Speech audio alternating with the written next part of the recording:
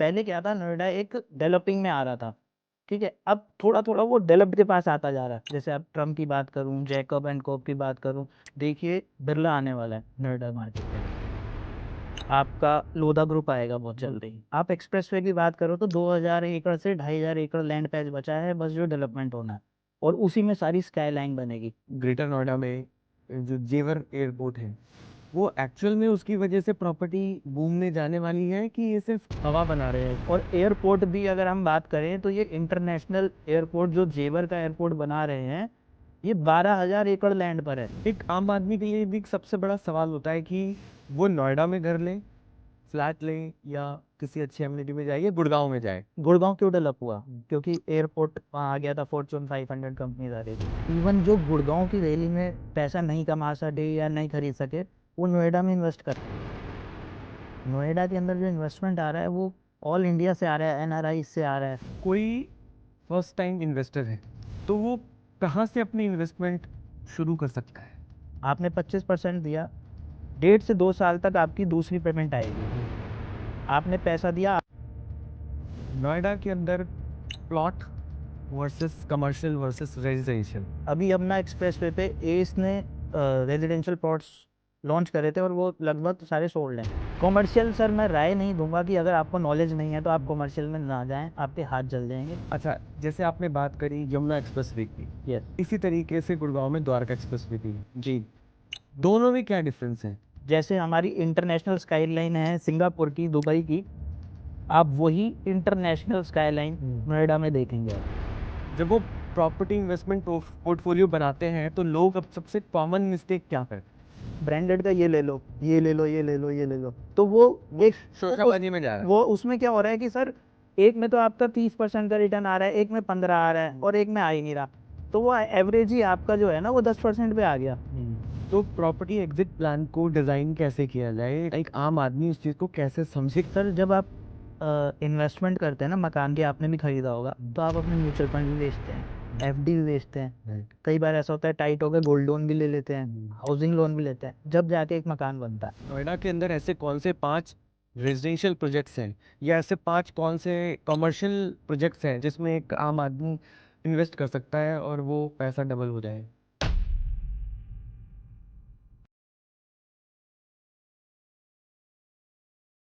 Welcome to आज का superhit real estate podcast with Manoj Gakhar. SMLC realty private limited. Noida hype ज्यादा है या असली ग्रोथ? आज करेंगे ग्राउंड रियलिटी की गहराई से पड़ताल। बिल्डर्स, सेक्टर्स, डिस्प्यूट्स, एप्रिशिएशन, सब पर होगी बिना फिल्टर सच्ची बात। हम पूछेंगे वो तेज चुभने वाले सवाल जिनसे बचते हैं एक्सपर्ट और डरते हैं बिल्डर्स। तो शुरू करते हैं नोएडा रियल एस्टेट का सच, सिर्फ real estate with Manoj Gakhar के साथ में। तो आइए स्वागत करते हैं मनोज जी का हमारे पॉडकास्ट में। सर, आपका बहुत बहुत स्वागत है हमारे आज के पॉडकास्ट में। थैंक यू कुशल जी, आपने नोएडा के लिए राय रखने के लिए मेरे को बुलाया अपने पॉडकास्ट में।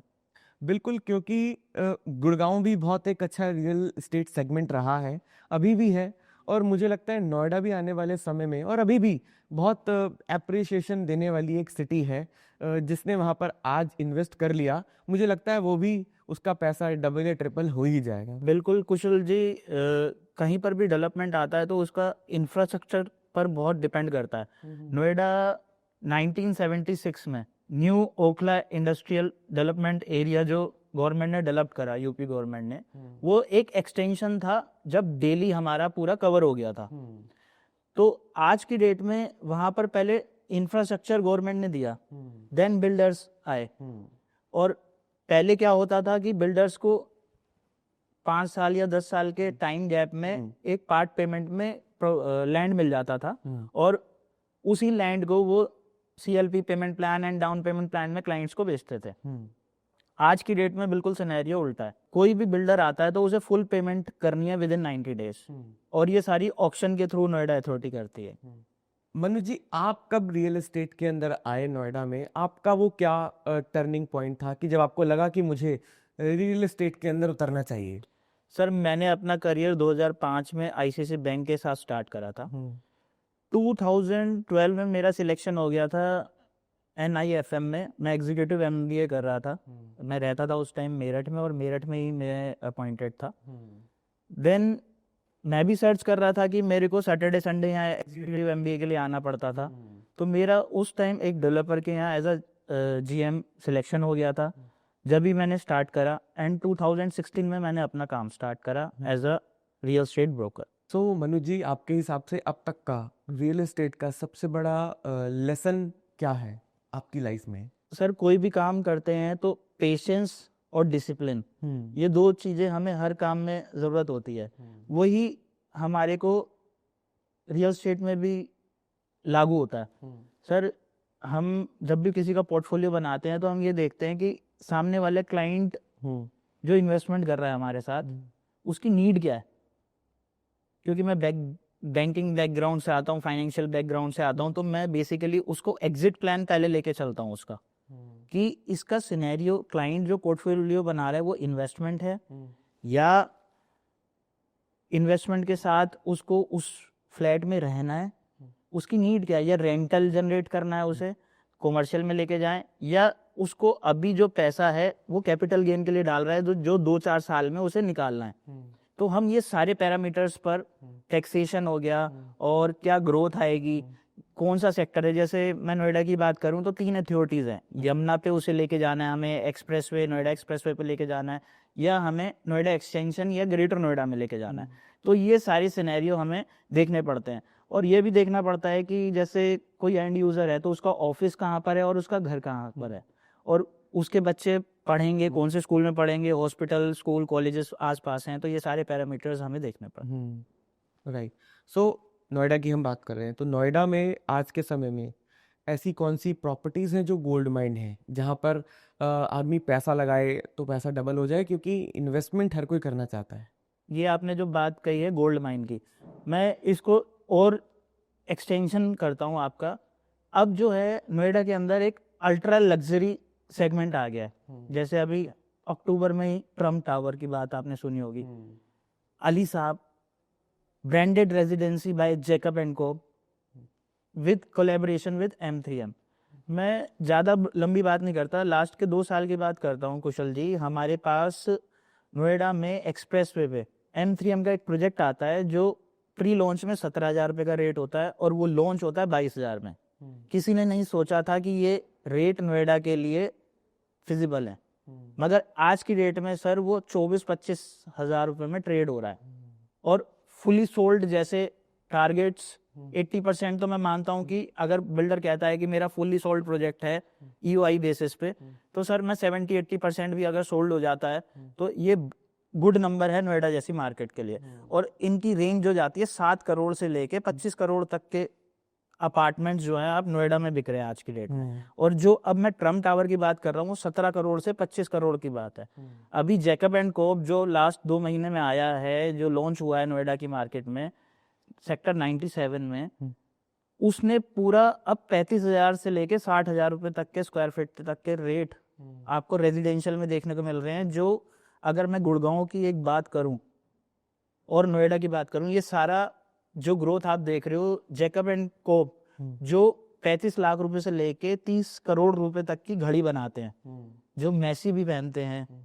तो इस टाइप के जो ब्रांडेड रेजिडेंसी नोएडा के अंदर आ रहे हैं, तो ये एक नया युग स्टार्ट हुआ है नोएडा के लिए।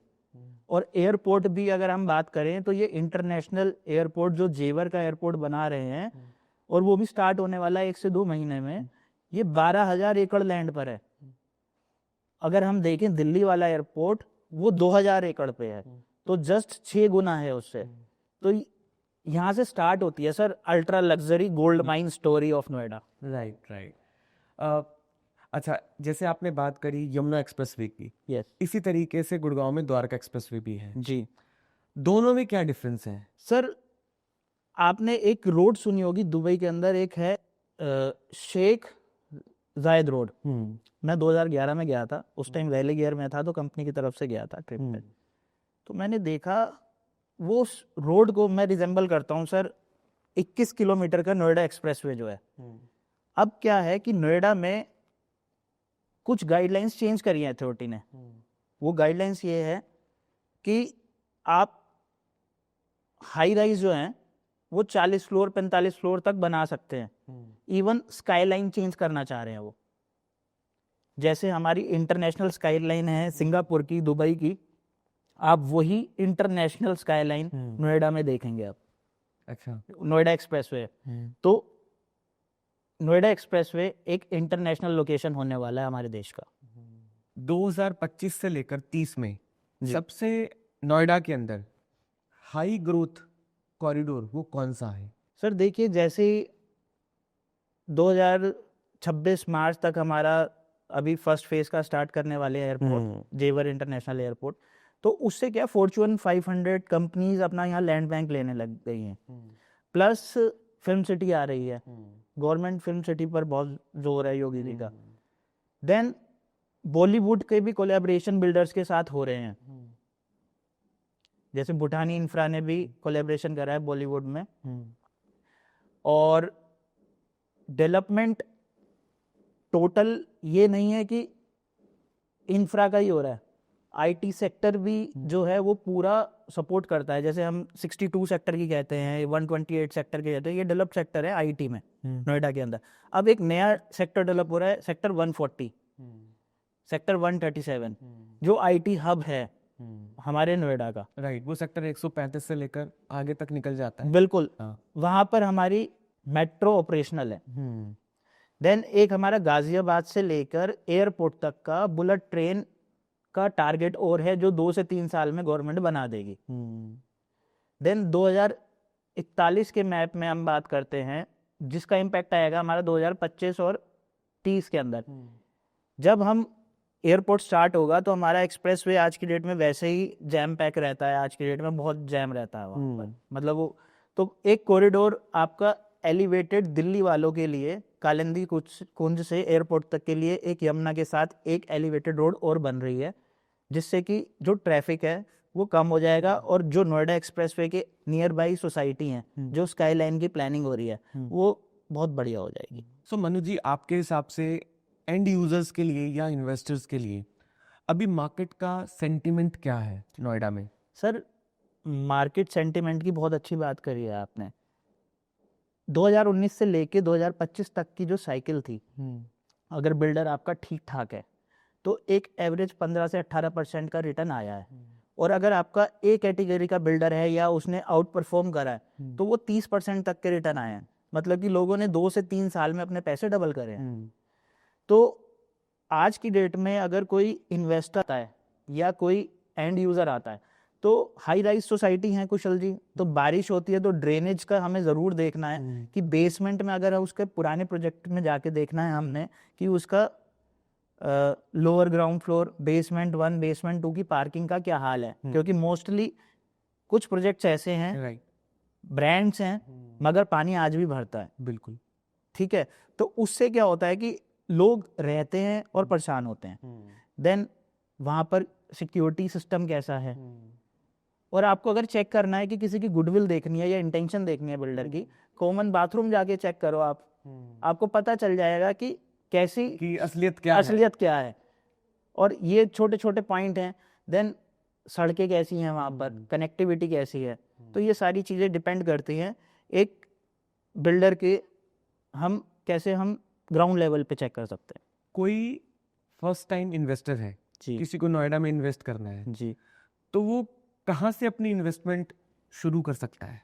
सर फर्स्ट टाइम इन्वेस्टर हमेशा रेजिडेंशियल से करे।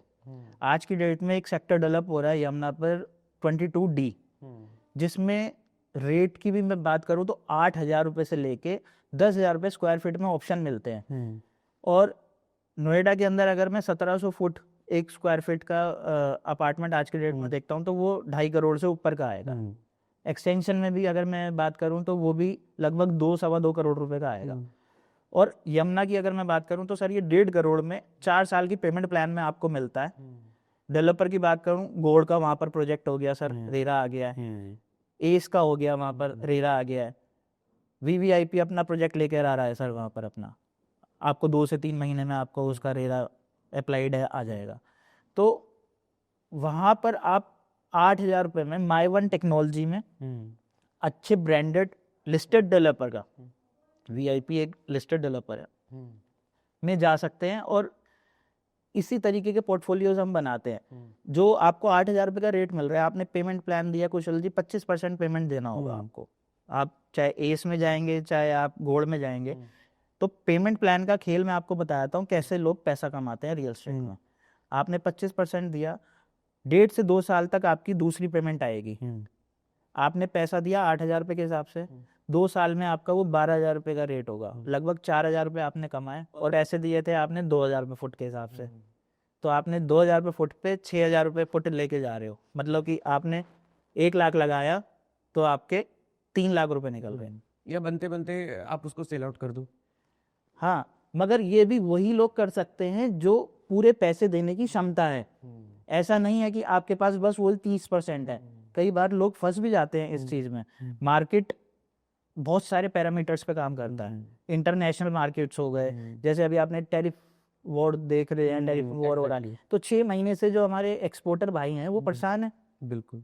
तो उनकी इन्वेंट्री हमारे पास आ रही है कि अभी ऐसी चलता रहा तो हम कैसे इसे रिटेन करेंगे। तो हमें ये सारे पैरामीटर्स भी देखने होते हैं कि अगर मेरे पास 3-4 साल की कैपेसिटी है जब भी मैं इन प्रोजेक्ट्स में जाऊं। राइट। तो कई बार ऐसा भी होता है कि नोएडा में ऐसे बहुत सारे प्रोजेक्ट्स हैं जो फंसे पड़े हैं जी, जो पोजीशन नहीं दे रहे हैं जी, पोजीशन उनका डिले है जी। उस केस में एक आम बायर को क्या करना चाहिए? सर 2016 में हमारे यहाँ आया था रेरा, जो ऑल इंडिया हर स्टेट में लागू हो गया है। यूपी रेरा हमारे यहाँ फॉलो होता है। और उसके बाद से क्या हुआ कि गवर्नमेंट की ना बहुत सारी पॉलिसीज ऐसी बन गई हैं कि फुल पेड लैंड की, जैसे मैंने अभी बात करी थी कि पहले किस्तों पे दिया जाता था, क्योंकि पहले क्या था, नोएडा एक डेवलपिंग में आ रहा था, ठीक है, अब थोड़ा थोड़ा वो डेवलप्ड के पास आता जा रहा है। तो क्या है कि गवर्नमेंट की जो पॉलिसीज हैं कि फुल पेड लैंड दे रहे हैं, तो फुल पेड लैंड देने से, जैसे आप ट्रम्प की बात करूं, जैकब एंड कोप की बात करूं, तो ये सारे ऐसे बिल्डर्स आ रहे हैं नोएडा के अंदर। अभी आप देखिए बिरला आने वाला है नोएडा मार्केट के अंदर, आपका लोधा ग्रुप आएगा बहुत जल्दी, लैंड सर्च कर रहे हैं। देन सारे बड़े ब्रांड्स यहाँ पर सर्च कर रहे हैं और लैंड अब नहीं है इतना। आप एक्सप्रेसवे की बात करो तो 2,000 एकड़ से 2,500 एकड़ लैंड पैच बचा है बस जो डेवलपमेंट होना है, और उसी में सारी स्काई लाइन बनेगी।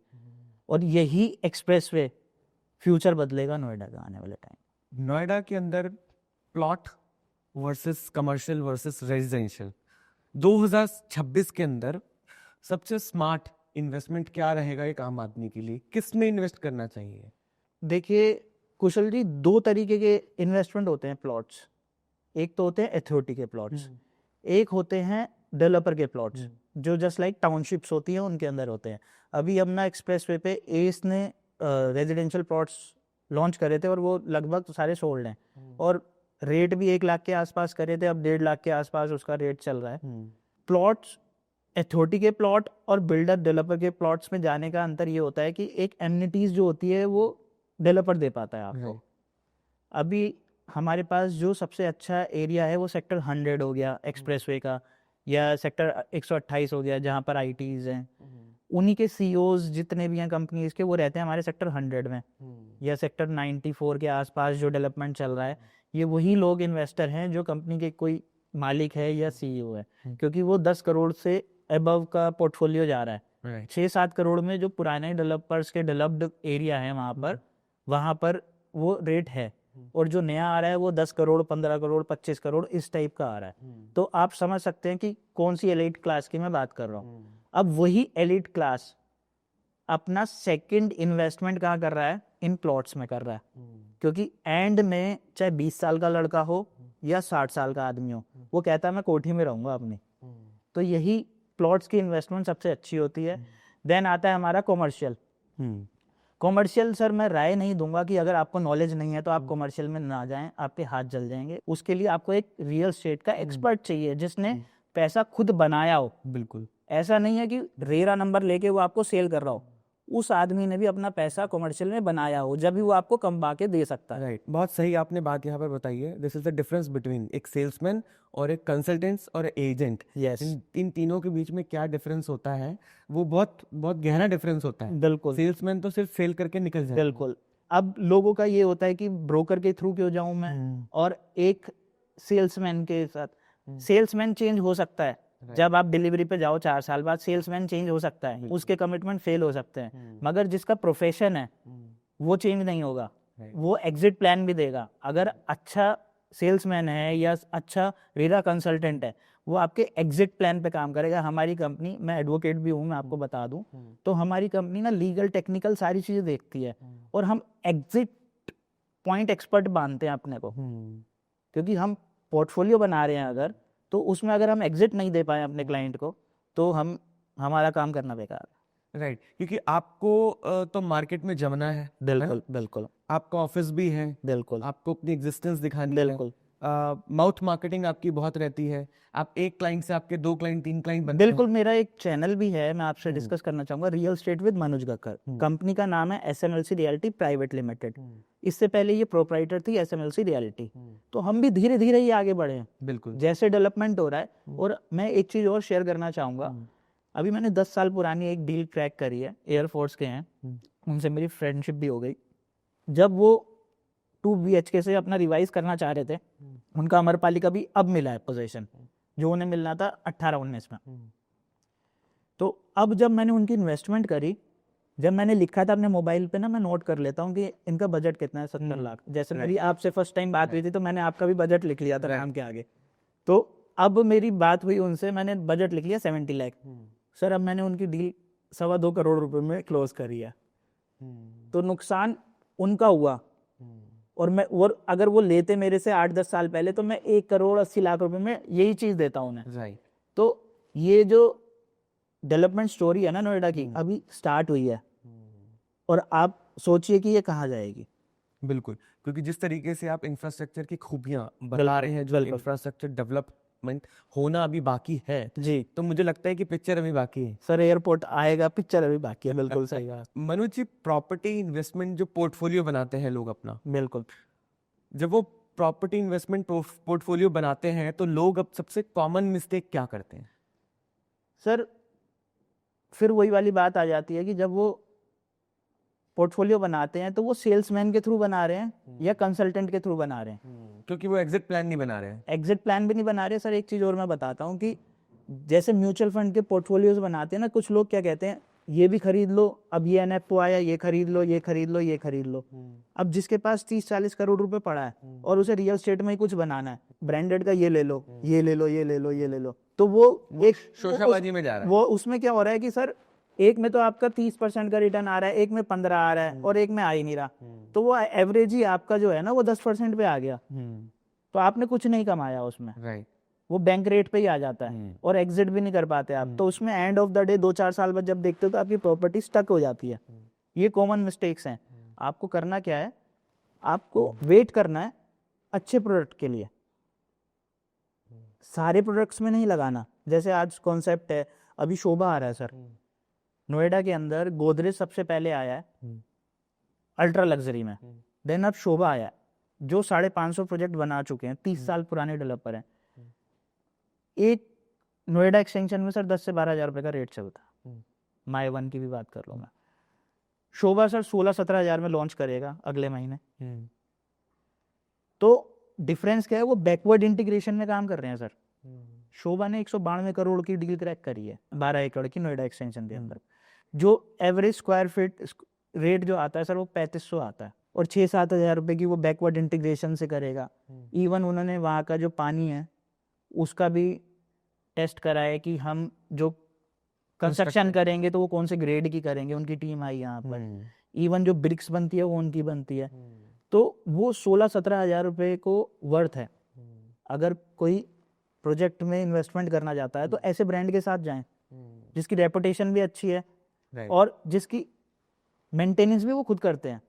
AOA जरूर बनाते हैं वो, मगर मेंटेनेंस अपने पास रखते हैं। अब टर्म की बात करें, जो 45 साल पुराना ट्रम्प टावर US में है, वो आज भी उसी हालत में है। बिल्कुल। तो ये आफ्टर सेल सर्विस जरूर देखनी है हमने, क्योंकि बिल्डिंग हमने खरीद ली, उसके बाद असली काम तो उसके बाद शुरू होता है। उसके बाद लोग आते हैं, ग्रुप्स बनते हैं, लड़ाइयाँ होती हैं, मगर ये बिल्डर की अंडरटेकिंग है कि उस प्रोजेक्ट को आफ्टर सेल भी वो कैसे लेके चलता है। आप हमेशा प्रॉपर्टी एग्जिट प्लान की बात पहले करते हैं, जी क्योंकि प्रॉपर्टी खरीदना बहुत आसान है, वहां से निकलना बड़ा मुश्किल बिल्कुल। है ना। तो प्रॉपर्टी एग्जिट प्लान को डिजाइन कैसे किया जाए, एक आम आदमी उस चीज को कैसे समझे, क्योंकि एग्जिट प्लान भी बहुत इंपॉर्टेंट है। एंट्री प्लान तो है ही, एग्जिट करना भी बहुत मुश्किल है। सर जब आप इन्वेस्टमेंट करते हैं ना, मकान की आपने भी खरीदा होगा, तो आप अपने म्यूचुअल फंड भी बेचते हैं, एफडी भी बेचते हैं, राइट कई बार ऐसा होता है टाइट हो गया गोल्ड लोन भी ले लेते हैं, हाउसिंग लोन भी लेते हैं, जब जाके एक मकान बनता है। राइट। ठीक है सर, महाभारत में अभिमन्यु क्यों मरा था? क्योंकि उसको चक्रव्यूह से एग्जिट प्लान नहीं पता था। एग्जिट प्लान नहीं पता था। तो यहाँ पर जितने भी लोग हैं अपनी किस्मत आजमाने आते हैं। 5 से 10 लाख ब्रोकर हैं नोएडा के अंदर, क्या वो सही काम कर रहे हैं? वो 3 महीने 6 महीने काम करते हैं, वो बिना पेशेंस के वापसी चले जाते हैं, वो नहीं काम कर पाते। जो लिमिटेड लोग हैं, वो कुछ कंपनीज हैं, इवन 400 लोग 500 लोग वाली कंपनियां भी मैंने बंद होती देखी हैं, इवन 2000 एम्प्लॉय वाले बिल्डर भी मैंने बंद होते देखे हैं। ये सब इंटेंशन का गेम है। और एग्जिट प्लान आपकी जो आप बात कर रहे हो कैसे बनती है, सर इसके लिए बहुत सारे पैरामीटर हमारे को क्लाइंट के साथ बैठना पड़ता है, उसकी नीड समझनी पड़ती है, उसको कितने टाइम में पैसा वापसी चाहिए ये समझना पड़ता है। पैरामीटर्स पे हम उसकी गोल प्लानिंग करते हैं। तो पास्ट रिकॉर्ड देखते हैं डेवलपर का, जब हम एग्जिट प्लान दे सकते हैं उसको। बिल्डर ट्रस्टवर्दी है या नहीं है, ये कैसे पता कर सकते हैं? क्योंकि आपके पास बहुत लोग इन्वेस्ट करने के लिए आते होंगे कि हमें पैसा लगाना है, हमें कुछ खरीदना है, प्रॉपर्टी लेनी है, तो वो आप कैसे ट्रस्ट दिलाएंगे एक आम आदमी को अगर कोई आपके पास आता है?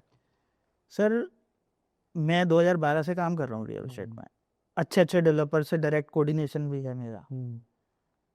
एक सोच होती है, आज हम वीडियो बनाने जाते हैं किसी प्रोजेक्ट की, तो पहले हम जाके सर्वे करते हैं ग्राउंड लेवल पे, एम्प्लॉय से मिलते हैं, एम्प्लॉय कितना पुराना है उसका, स्टाफ कितना पुराना है, देन बिल्डर के पुराने कितने डेवलप्ड प्रोजेक्ट्स हैं, उसमें जो लोग रह रहे हैं वो परेशान तो नहीं है। और जो मैंने ग्राउंड रियलिटी की बात कही कि मैं खुद जाके चेक करता हूँ सर, बिल्कुल। तो ये सारे पैरामीटर्स अगर हम चेक कर लेते हैं, और मार्केट में ना जो रियल एस्टेट ब्रोकर होते हैं उन्हें पता होता है कि कौन सा जहाज अब चल रहा है और कौन सा डूब रहा है, वाला है। तो इसे हम ये कह सकते हैं इनसाइडर ट्रेडिंग होती थी ना जैसे मार्केट में स्टॉक की, वो क्यों होती थी? इंफॉर्मेशन। आज क्या यूट्यूब के ज़माने में दिक्कत क्या है, इंफॉर्मेशन ना बहुत सारी है, हर तरीके की है। अभी मैंने देखा था एक बहुत बड़े इन्फ्लुएंसर है, वो कह रहे थे आप अपना फ्लैट बेच के भाग जाओ नोएडा के अंदर। मैं उन्हें इनवाइट करूंगा अपने साथ, क्यों भाग जाओ, पैरामीटर्स पे बात करते हैं। इतना डेवलपमेंट गवर्नमेंट कर रही है, इतने एक्सप्रेस वे आ रहे हैं, सारे इंटर रिलेटेड हो रहे हैं, बुलेट ट्रेन आ रही है, सारे यूपी के मेरठ से लेके और ये सब कॉरिडोर्स फरीदाबाद तक एफएनजी ले सब जोड़ के चल रही है गवर्नमेंट। तो कहाँ का पैरामीटर है जो इन्फ्लुएंसर कुछ ऐसी बात कर जाते हैं जो इस इंडस्ट्री के भी नहीं है। तो ये आपको सोचना है कि आपको नॉलेज किस बंदे से लेनी है। Right right. नहीं, ये भी आपने बहुत सटीक बात बोली है, क्योंकि आज के समय में ज्ञान जो है वो फ्री में है, फ्री में है ना। यूट्यूब के ऊपर बहुत ज्ञान अवेलेबल बहुत है, ज्ञान है, मगर वो ज्ञान दे कौन रहा है, दे कौन कर रहा है, उसकी कितनी नॉलेज है, उस बंदे ने भी पैसा कमाया क्या रियल एस्टेट से, ये भी बात है। भाई आपने 15 साल आपने रियल एस्टेट को दे दिया, आपने क्या कमाया जो आप दुनिया को ज्ञान दे रहे हो? बिल्कुल, ये भी डिपेंड करता है। ये भी डिपेंड। नोएडा के अंदर ऐसे कौन से 5 रेजिडेंशियल प्रोजेक्ट्स हैं, या ऐसे 5 कौन से कमर्शियल प्रोजेक्ट्स हैं जिसमें एक आम आदमी इन्वेस्ट कर सकता है और वो पैसा डबल हो जाएगा? सर देखो, ये आपने बात करी कि डबल हो जाएगा, मार्केट की भी साइकिल होती है रियल एस्टेट की।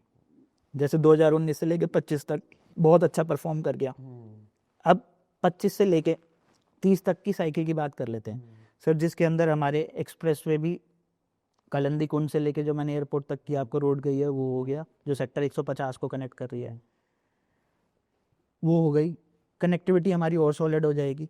ठीक है, प्रोजेक्ट्स की बात करते हैं तो सेक्टर 150 एक बहुत अच्छा प्रोजेक्ट है, मगर आज की डेट में उसमें थोड़ी सी रजिस्ट्री की दिक्कत है, वो भी आने वाले 2 से 3 साल में अथॉरिटी सॉर्ट आउट कर देगी।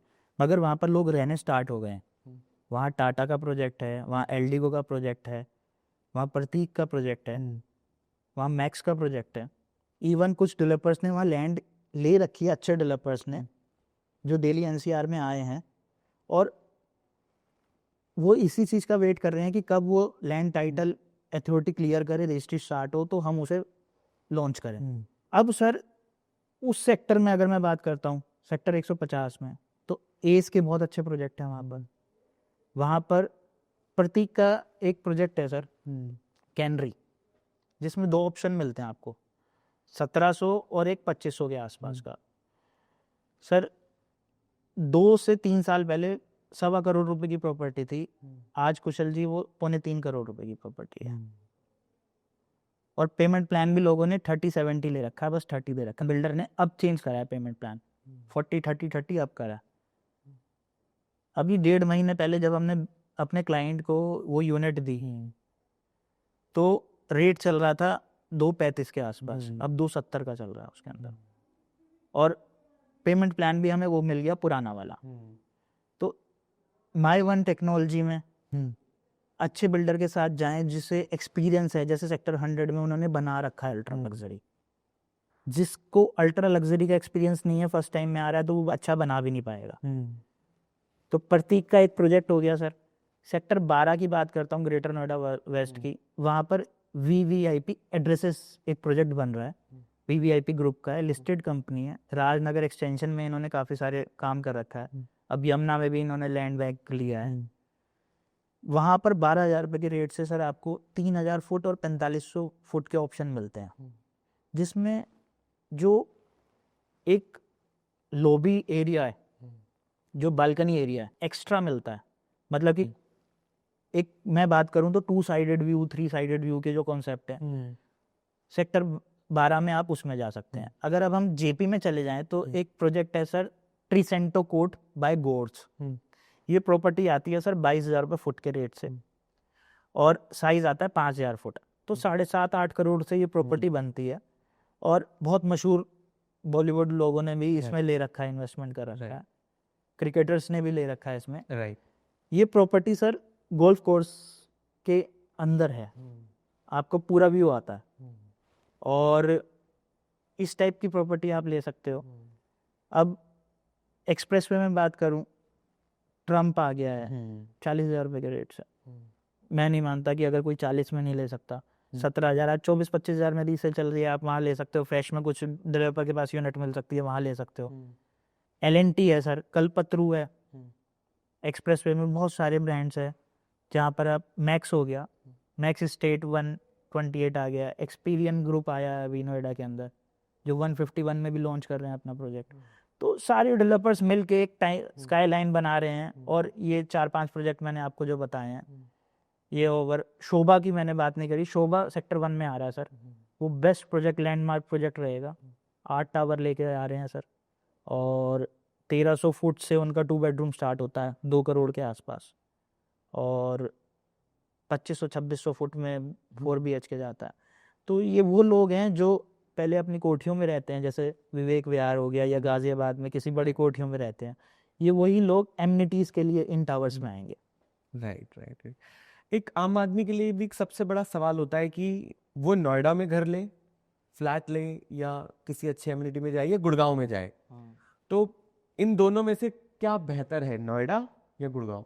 गुड़गांव का जो एरिया है और नोएडा का जो एरिया है, गुड़गांव क्यों डेवलप हुआ? क्योंकि एयरपोर्ट वहाँ आ गया था, फॉर्च्यून 500 कंपनीज आ गई थी। पहले क्या होता था, यहाँ के लोग गुड़गांव जाते थे सर काम करने।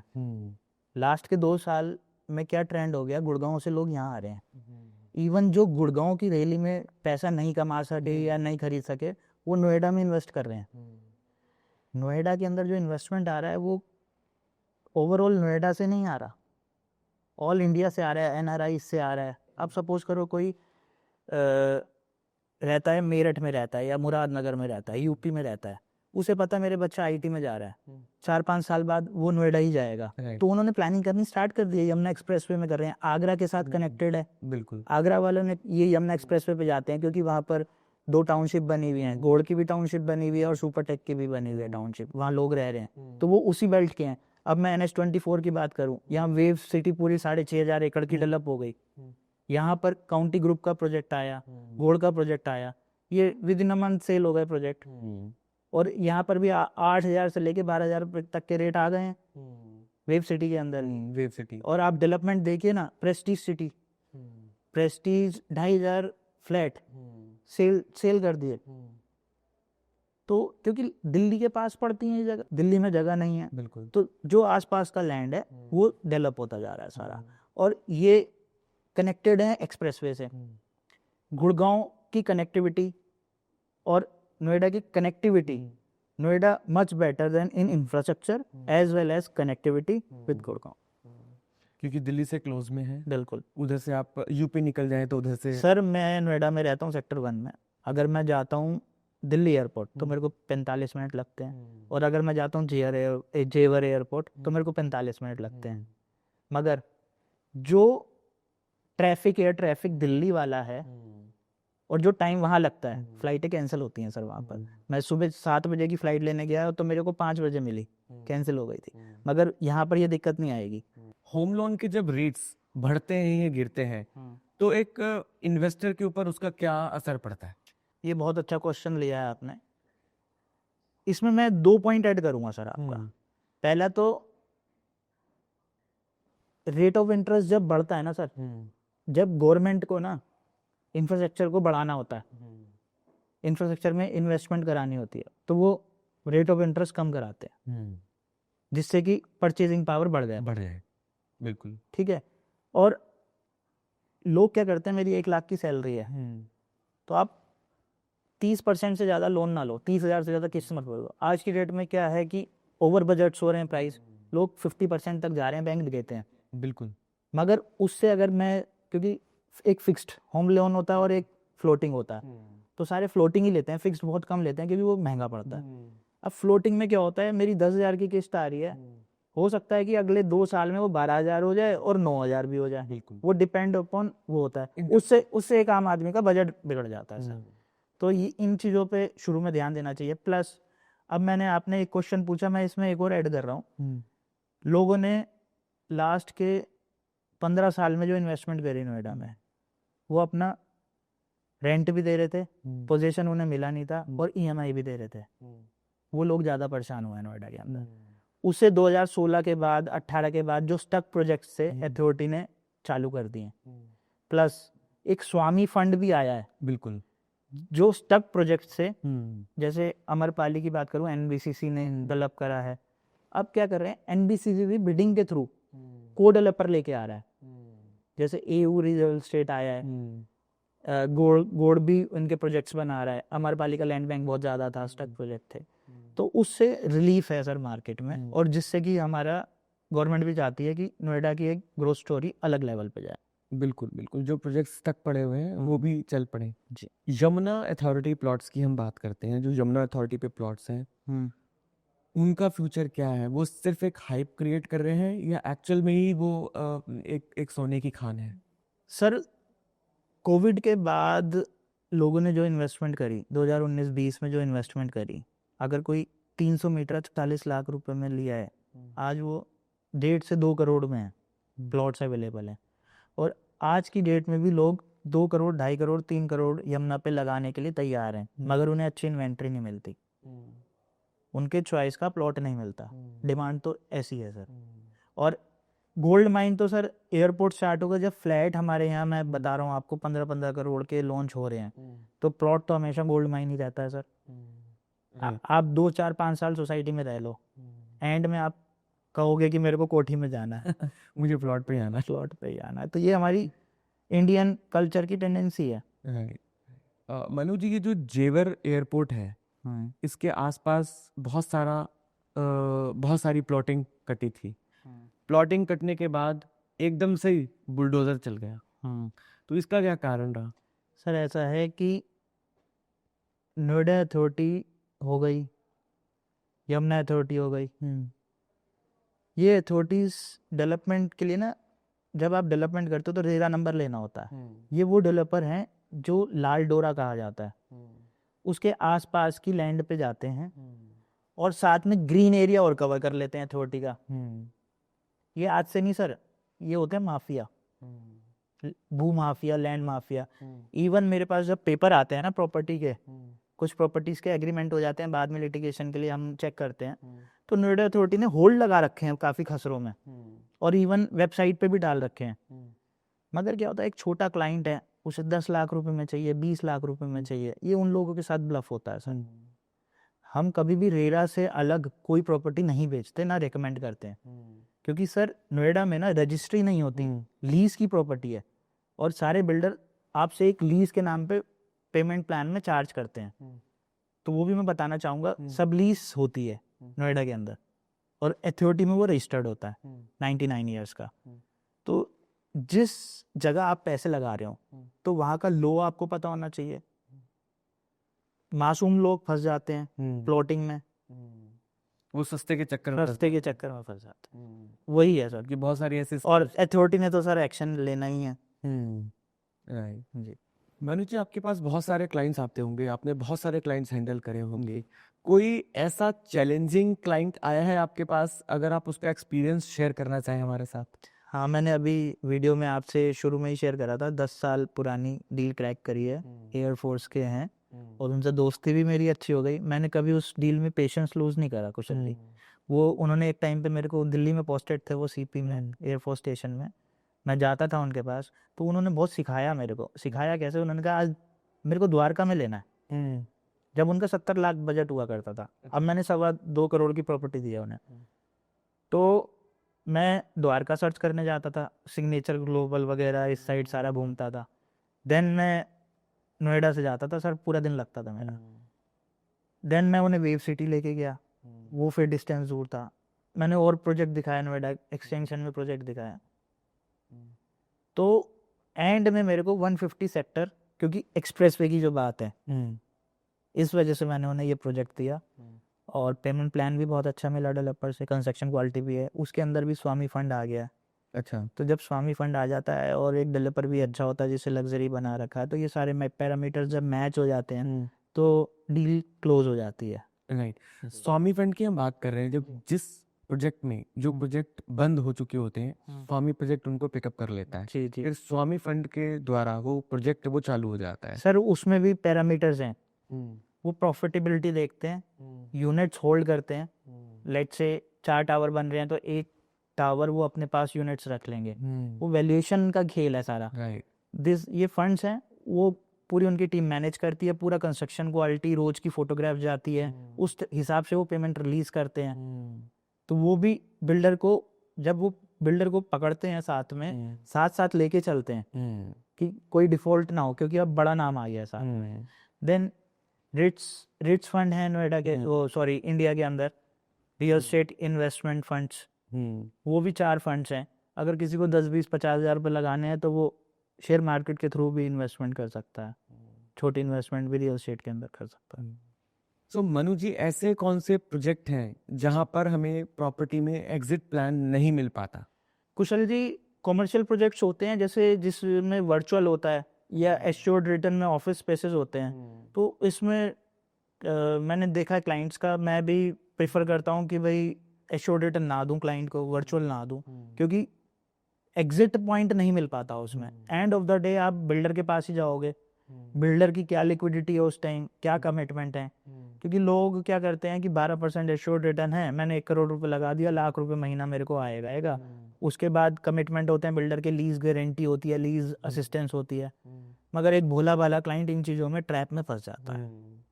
ठीक है, तो हमारा तो सर वाला हिसाब है कि रीसेल में चाबी लो, रेंटल चढ़ाओ, या रेंटल वाली डील ले लो, बैंक ले लो आप हमसे, ROI पे बात करो, वो डील ले लो, ready to move in property ले लो, मगर एश्योर्ड रिटर्न के ट्रैप में मत आओ आप। End of the day builder आपको आपका ही पैसा वापसी कर रहा है। राइट। और जो मिलना चाहिए वो भी नहीं मिलेगा। वो भी एंड फिर 2 साल 3 साल बाद आप एग्जिट भी नहीं ले सकते, 4 साल बाद एग्जिट भी नहीं ले सकते। देन इन कॉमर्शियल प्रॉपर्टीज का मेंटेनेंस जो है बहुत ज़्यादा होता है।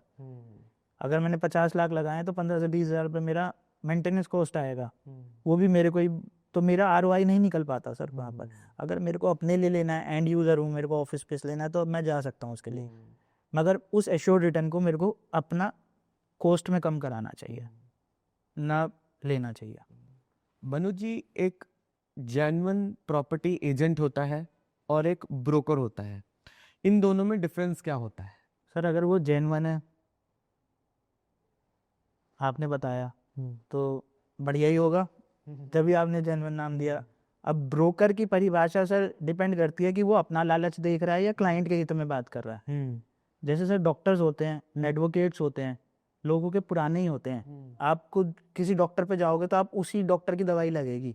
मैं भी यही कहता हूँ, आप ब्रोकर आपका वही होना चाहिए, वही आपका पोर्टफोलियो बना सकता है। ये नहीं कि आज आपसे ले लिया, कल उनसे ले लिया, परसों उनसे ले लिया, बाद में आप डेवलपर के पास चले गए, तो आपको कोई एग्जिट पॉइंट नहीं दे पाएगा। फिर एग्जिट पॉइंट आप या तो किसी वेबसाइट पे जाके एग्जिट करोगे, और वो आपका काम नहीं है।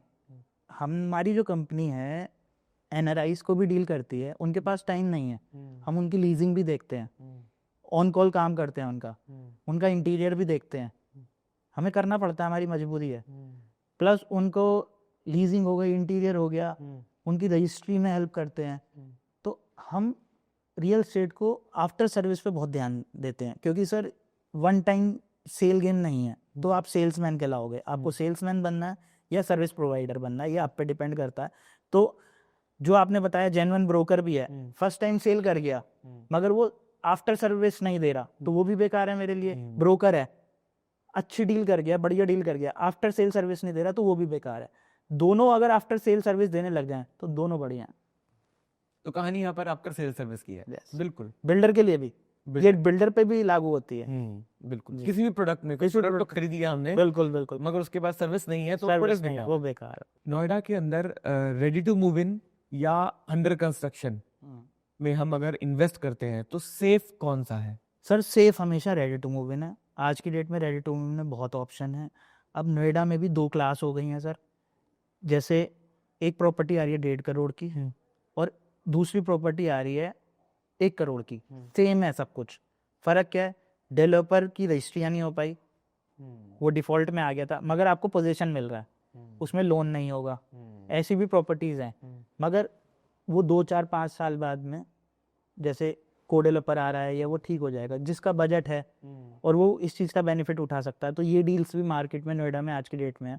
अभी अदानी का भी, जैसे जेपी एसोसिएट्स को अदानी ने खरीद लिया है, कुछ न्यूज़ आ रही है। ये टर्निंग पॉइंट है सर। देखिए ये गवर्नमेंट ही करा रही है, सारा बिडिंग हो रही है। जेपी जिसका 5,000 एकड़ लैंड था, जिसने ये एक्सप्रेसवे बनाया था 21, बिल्कुल है ना, 21 किलोमीटर का, बिल्कुल बार्टर में उन्हें जमीन मिली थी, फॉर्मूला 1 ट्रैक बताया। तो ये सारी चीज़ें गवर्नमेंट खुद, अदानी जैसे डेवलपर आ जाएंगे तो ये हमारा गोल्ड माइन ही है नोएडा सा। सो मनु जी, आज के पॉडकास्ट का आखिरी सवाल हमारा ये है कि जो ग्रेटर नोएडा में जो जेवर एयरपोर्ट है, वो एक्चुअल में उसकी वजह से प्रॉपर्टी बूम में जाने वाली है कि ये सिर्फ हवा बना रहे हैं कि एक हमने जेवर एयरपोर्ट बोल दी और सारी प्रॉपर्टीज बिक गई? कुशल जी, एयरपोर्ट एक पॉइंट है, मैं आपको बताता हूँ, रेफरेंस पॉइंट है। अभी तक क्या था, वो है फॉर्च्यून 500 कंपनीज के लिए।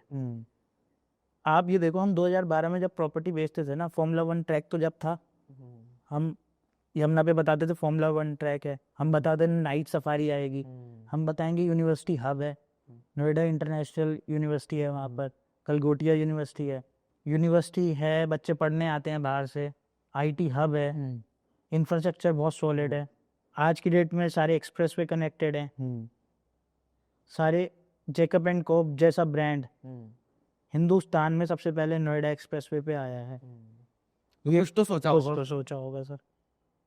तो ये सारे ट्रम्प आ गया है सर गुड़गांव के बाद अब नोएडा में। तो और लोग खरीद भी रहे हैं सर, 40,000 फुट पे भी बायर है, तो हम कैसे कहते हैं डिमांड नहीं है। मुझे लगता है कि हम आज का पॉडकास्ट यहीं पर वाइंड अप करते हैं। हमारे व्यूअर्स को बहुत अच्छी इन्फॉर्मेशन नोएडा से रिलेटेड आपने बहुत अच्छा इन्फॉर्मेशन दी है, और जो लोग इन्वेस्टर्स हैं या जो फर्स्ट इन्वेस्ट करना चाहते हैं नोएडा के अंदर, उनके लिए पॉडकास्ट बहुत खास रहेगा और उनको बहुत हेल्प मिलेगी इस पॉडकास्ट के माध्यम से। कुछ आप एंड में कुछ कहना चाहेंगे हमारे व्यूअर्स को? थैंक यू कुशल जी। ये पॉडकास्ट में जो आपने क्वेश्चंस दिए ये बहुत ही एक्यूरेट थे, और जो मैं बताना भी चाहता था वो सारी चीज़ कवर भी हुई है हमारी इसके अंदर। इवन अब हम नोएडा के अंदर एग्जिट प्लान के साथ काम करते हैं। आपका कोई व्यूअर हमारे से पोर्टफोलियो बनाना चाहे तो वो हमारे साथ मीटिंग कर सकता है। बिल्कुल। सो मनुज जी का हम complete details and contact details हमारे डिस्क्रिप्शन में डालेंगे। अगर कोई मनुज जी के साथ कनेक्ट करना चाहता है तो वो डायरेक्टली इनके साथ कनेक्ट हो सकते हैं। और मैं आशा करता हूँ आज का एपिसोड, आज का पॉडकास्ट आपको बेहद अच्छा लगा होगा और आप आज के पॉडकास्ट को अपने फ्रेंड्स और फैमिली के साथ ज़रूर शेयर करें। अगर नोएडा रियल एस्टेट के साथ आपका कोई सवाल है तो हमारे कमेंट बॉक्स में ज़रूर ड्रॉप करें। आपका हम वो सवाल मनुज जी तक ज़रूर पहुंचाएंगे। आपका बहुत बहुत शुक्रिया।